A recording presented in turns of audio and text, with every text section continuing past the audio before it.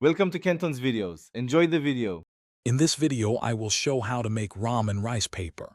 First, gather your ingredients, which include 1 packet of instant ramen, about 8 to 10 sheets of rice paper wrappers, and some water.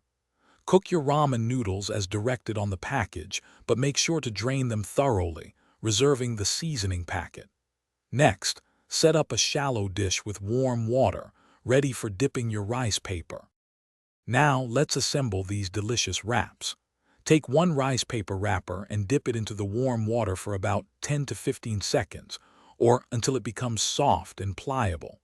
Carefully lay the softened wrapper flat onto a clean, slightly damp surface. Then, place a small, manageable portion of your cooked ramen noodles and a sprinkle of the seasoning packet right in the center. It's time to fold and fry. First, fold the bottom edge of your rice paper wrapper up and over the ramen filling.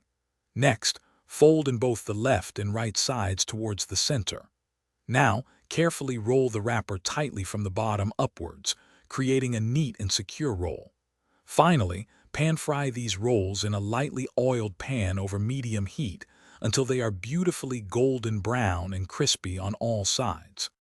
Your delicious ramen rice paper rolls are now ready to enjoy. Serve them immediately while they are warm and crispy, perhaps with a side of your favorite dipping sauce like sweet chili or soy sauce. These unique rolls make a fantastic, satisfying snack or a creative appetizer that will surely impress.